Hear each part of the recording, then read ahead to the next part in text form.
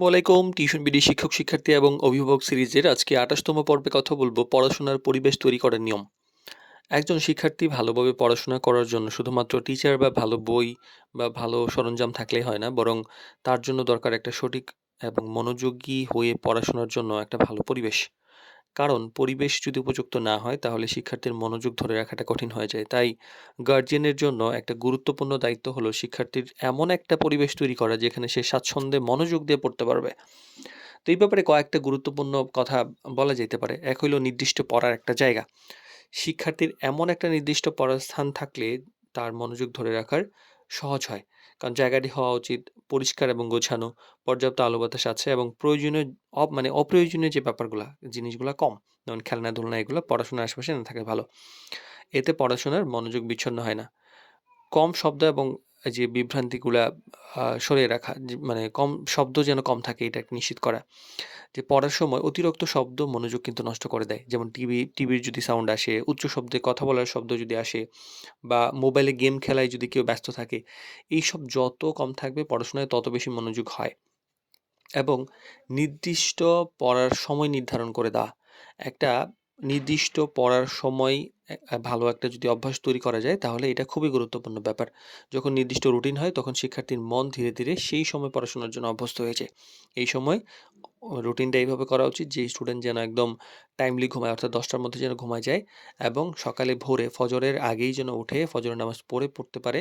মানে সকালে সবাই ঘুম থেকে বা দুনিয়ার অ্যাক্টিভিটি শুরু হওয়ার আগে তার জন্য পড়াশোনা শেষ হয়ে যায়। অর্থাৎ সকালে ২-২.৫ ঘন্টা, ম্যাক্সিমাম ৩ ঘন্টা এবং বিকেলবেলা বা সন্ধ্যার দিকে ১০টার আগ পর্যন্ত ২-৩ ঘন্টা। এর মধ্যে এইটুকু যদি সে পড়তে পারে তাহলে রেজাল্ট ডেফিনিটলি ভালো হবে ইনশাআল্লাহ। আর প্রয়োজনীয় বই খাতা আগে থেকে প্রস্তুত রাখার যাইতে পারে। যেমন পড়াশোনায় বসার আগে যে বই, খাতা, কলম এই ব্যাপারগুলো যেন খোঁজাখুঁজি না করে লাগে। পেন্সিল, কাটার-টাটার, শার্পনার এগুলা অনেকে আছে যে কাটাকাটি করে অনেক বেশি সময় নষ্ট করে। তো এই বিষয়গুলো যদি পড়ার আগে গুছানো থাকে এজ এ প্যারেন্টস তাহলে আ গুছিয়ে রাখতে পারলে ভালো হয়। আর টিচার এবং গার্ডিয়ানের একটা আ কমিউনিকেশন এবং এটা সহযোগিতা করার জায়গা আছে। হোম টিউশনের ক্ষেত্রে হয় কি?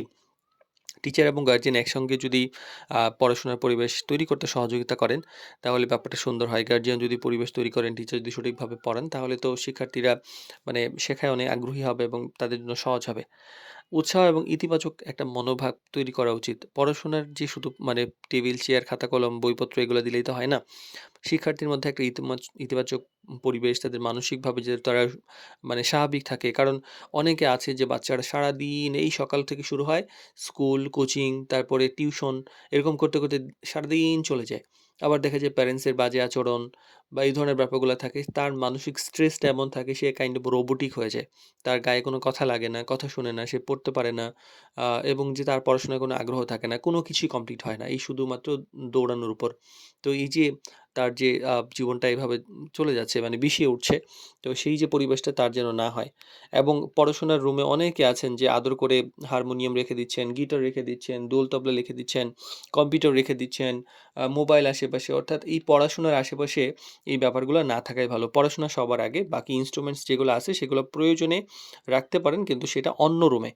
আর একটা ভালো পড়াশোনার পরিবেশ কিন্তু শিক্ষার্থীর মনোযোগ অনেক বাড়িয়ে দেয়, আগ্রহ বাড়িয়ে দেয়, শেখার গতি বাড়িয়ে দেয় এবং এইটা খুব ভালো ভবিষ্যতের জন্য অনেক গুরুত্বপূর্ণ ভূমিকা রাখে। আর পরিষ্কার স্থান, কম শব্দ, নির্দিষ্ট একটা রুটিন, সহযোগিতামূলক পরিবেশ মানে যেসব জিনিসটা আমাদের ডিস্ট্রাক্ট করে না সেই জিনিসগুলা এখান থেকে সরিয়ে রাখা। এই কয়েকটা বিষয় মনে রাখতে পারলে মানে মেনে মেনে চলতে পারলে আমাদের যে বাচ্চাদের পড়ার কার্যকর হয়ে ওঠে পড়াশোনাটা এবং এটা সহজ হয়। তো সঠিক পরিবেশটা তৈরি করা একটা শিক্ষার্থীর জন্য গুরুত্বপূর্ণ ভিত্তি।